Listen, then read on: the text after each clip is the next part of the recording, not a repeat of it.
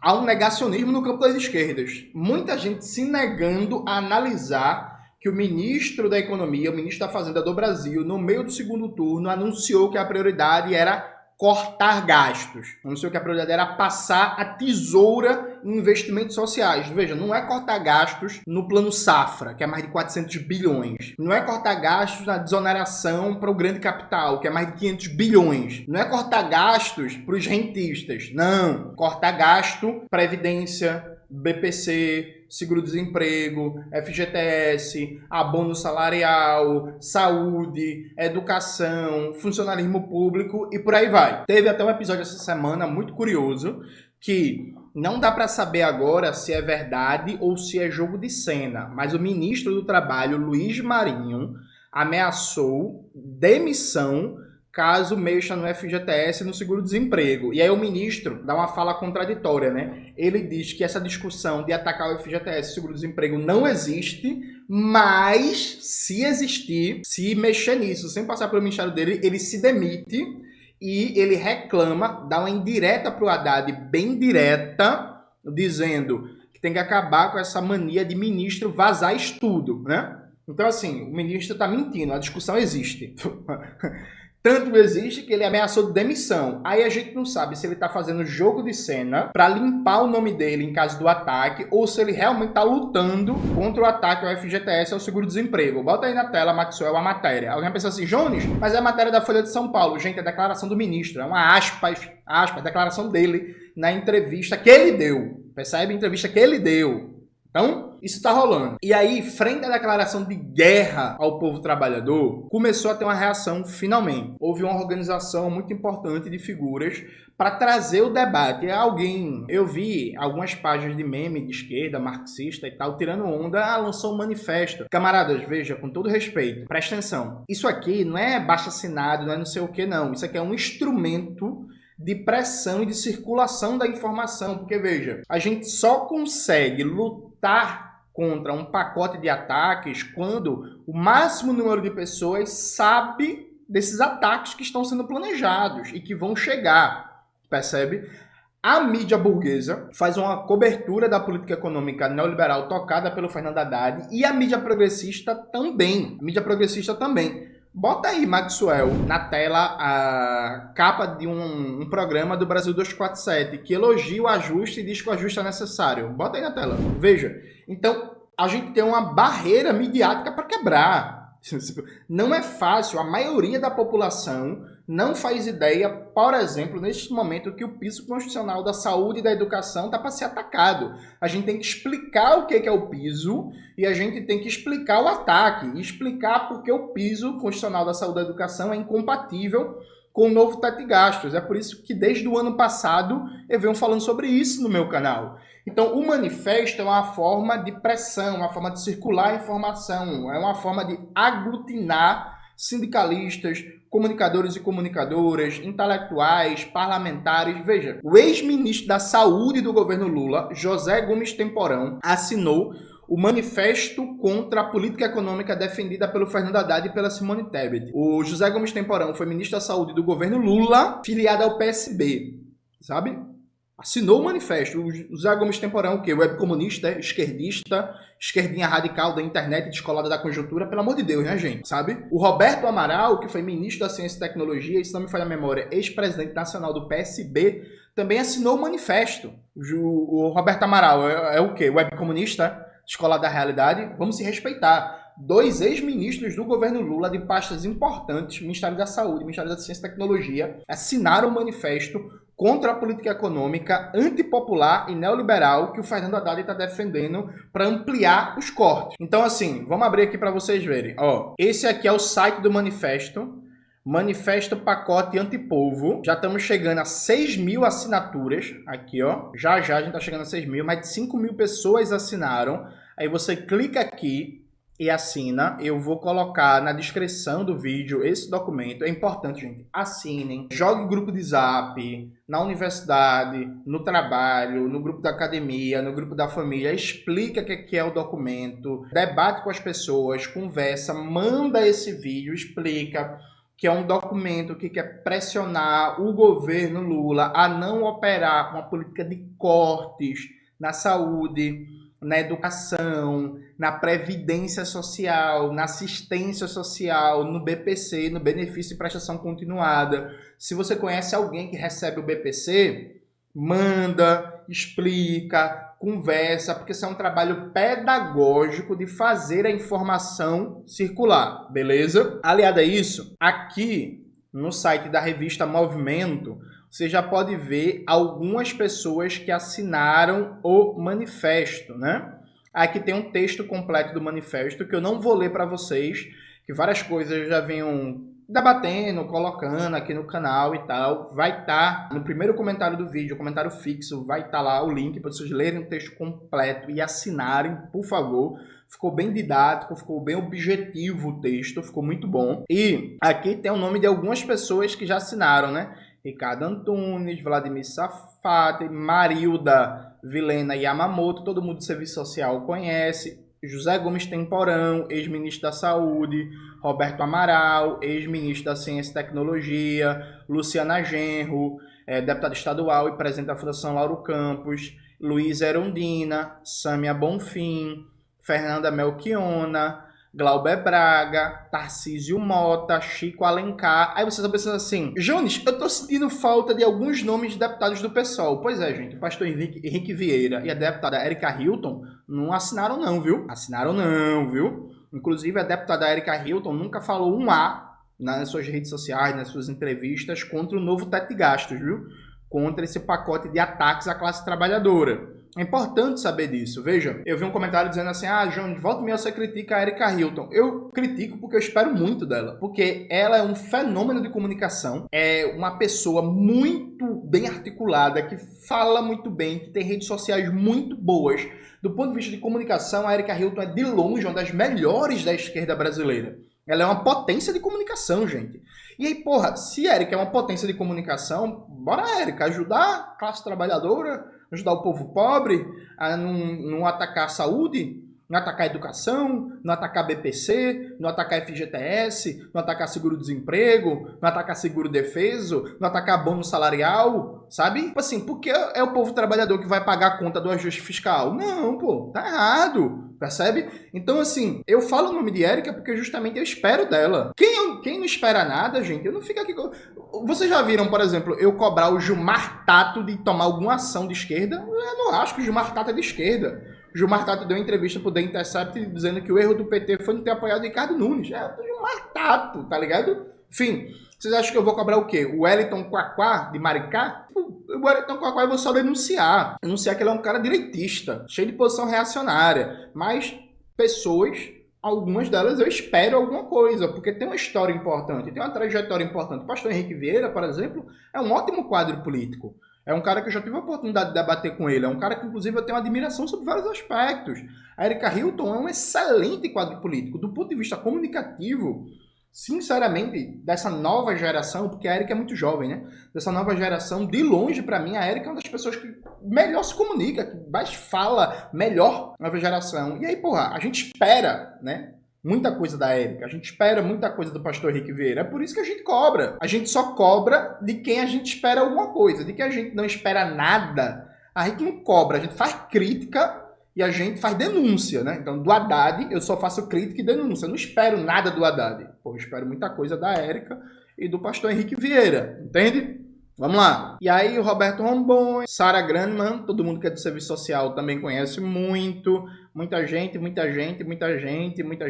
Marco Aurélio Santana, a galera da Sociologia também conhece muito. Professor Pedro Paulo Bastos, da Economia da Unicamp, que é um grande pensador. Eu estou sempre recomendando aqui o texto dele. Não existe alternativa, está no site A Terra é Redonda, que para mim é um dos melhores diagnósticos sobre o novo teto de gastos.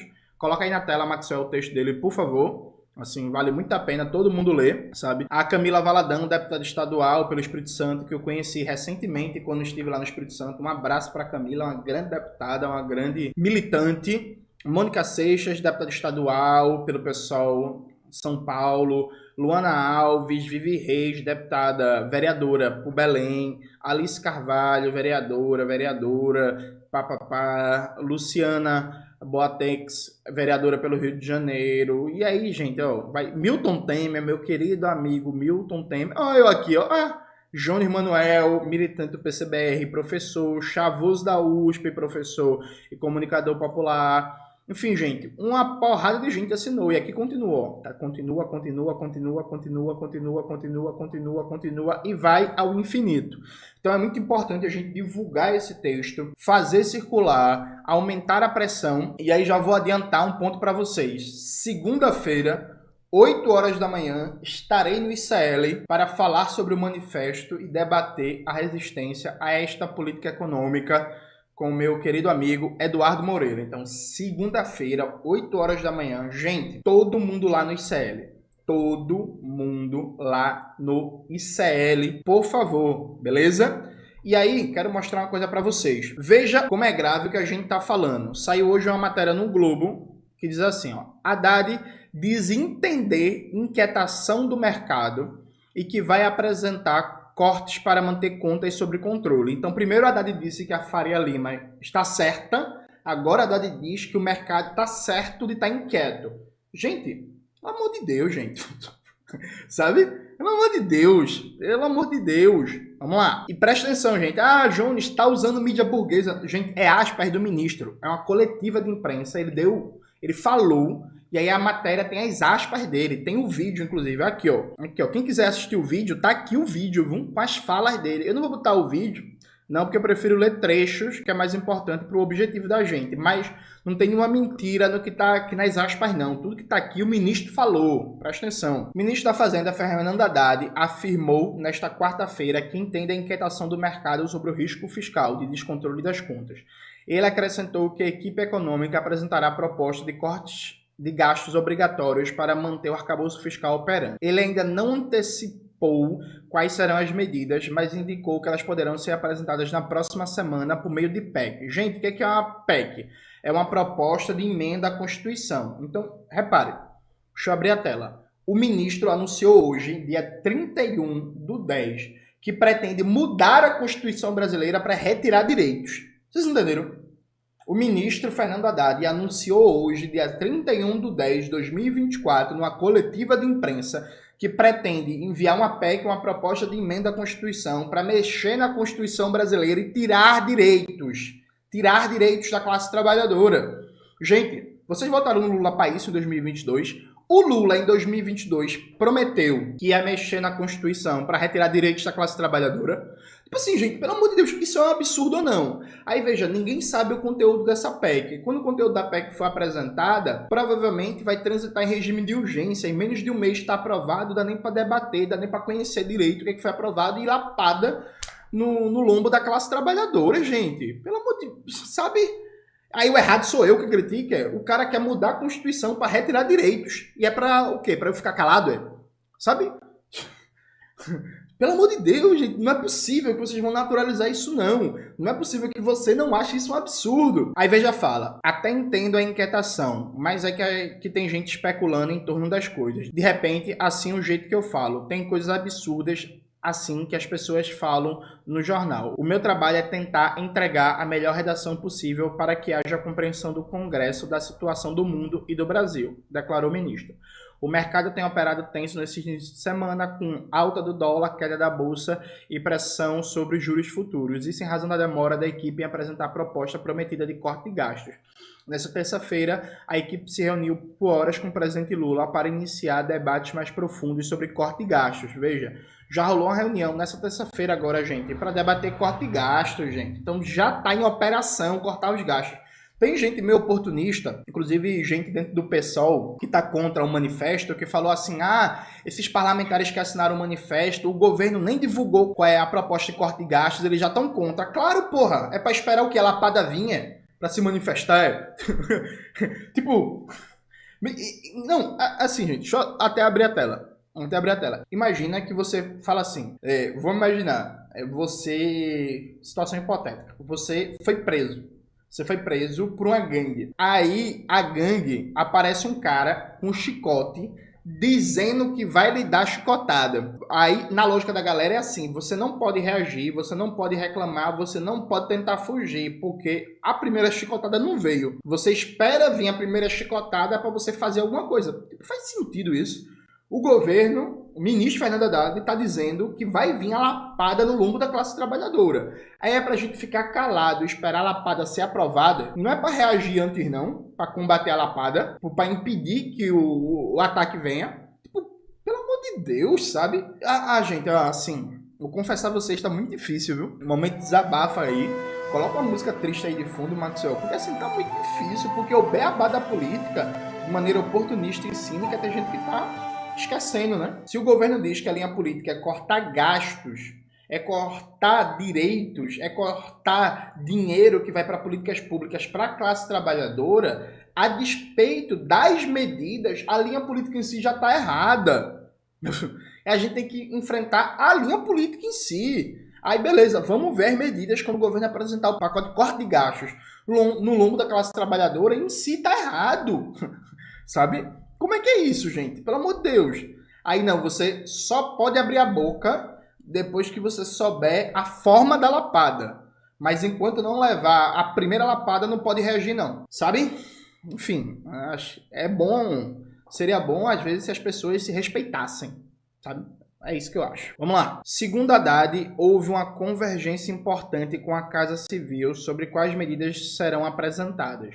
A explicação é que, sem limitação das despesas, há risco do fim do arcabouço fiscal nos próximos anos, o que elevaria ainda mais a dívida pública. Isso aqui é mentira, mas assim, desde o começo,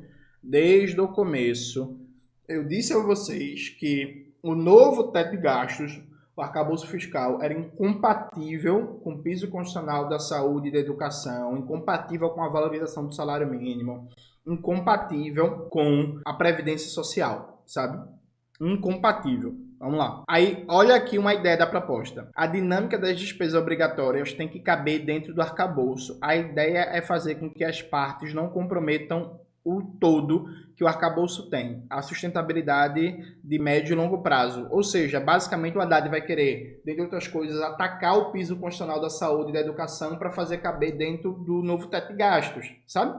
E aí, outra matéria, aqui ó. Governo avalia limite global para despesas obrigatórias com contenção de gatilho. Mas, gente, não é despesa com juros da dívida pública não, viu? Que isso aí, ano passado deu mais de 700 bilhões. Essa despesa, que é o gasto financeiro do Estado, tá livre. O governo Lula só quer atacar o gasto primário do Estado, né? Que é o gasto com saúde, com educação, com infraestrutura, com ciência e tecnologia, com assistência social, com previdência social, com proteção ao meio ambiente, com combate ao racismo, com cultura, com tudo. Perfeito? E aqui, veja. Ó, gente, aqui é só reiniciar e apertar o ESC, viu? Que volta o texto. Equipe econômica do governo de Luiz Inácio Lula da Silva avalia criar um limite global para as despesas obrigatórias, que seguiria o mesmo índice de correção do arcabouço fiscal, expansão de 2,5 acima da inflação. Isso, gente, é 2,5 no máximo, viu? O novo teto de gastos, ele tem um piso de crescimento dos gastos públicos de 0,6% ao ano e um teto de 2,5% se tudo der certo. Na maioria dos anos, esse teto não vai ser cumprido. Massa? Aí veja, gente, a gente precisa lutar contra esse pacote. Porque, veja, o que é que está em questão? O governo Lula, ele traiu suas promessas de campanha e impôs um novo teto de gastos. O novo teto de gastos, para funcionar, tem que ter corte de gastos. Veja, mentiram para você em 2023. E em 2024, dizendo que o ajuste fiscal que a Haddad defende é um ajuste na receita e não na despesa. Isso sempre foi mentira. Teve gente, inclusive, que mentiu sobre isso e ganhou cargo. Tudo certo, mas sempre foi mentira. E agora a conta está chegando. A burguesia, né, os bancos, os especuladores, os fundos de investimento estão cobrando agora um corte brutal nas despesas públicas que atendem a classe trabalhadora, né, nos gastos sociais, nos investimentos sociais, perfeito? A questão é o seguinte, a gente tem que lutar para derrotar essa saída. O governo Lula arrume outra. O governo Lula se impôs uma camisa de força, que foi o novo teto de gastos. Não foi o Congresso, foi escolha do governo. Escolha do governo, já argumentei isso largamente no canal, né? Foi escolha do governo. E aí, gente, a gente tem que derrotar essa política porque o governo Lula que escolhe outro caminho. O caminho não pode ser o ajuste no lombo do povo trabalhador. Tem que seguir outro caminho, meu parceiro. É isso, não vai ser no lombo da gente, não. E aí, que outro caminho vai ser? Vamos debater e tal. A gente tem ideia, a gente tem proposta. Mas a prioridade é derrotar essa proposta neoliberal, antipopular, antidemocrática, antinacional de ajuste fiscal no lombo do povo trabalhador, atacando saúde, atacando educação, atacando BPC, atacando FGTS, atacando seguro-desemprego, atacando abono salarial, atacando tudo que é direito da classe trabalhadora, inclusive mexendo na Constituição para tirar direitos. E aí, gente, eu caminho para concluir esse vídeo dizendo o seguinte: eu fico abismado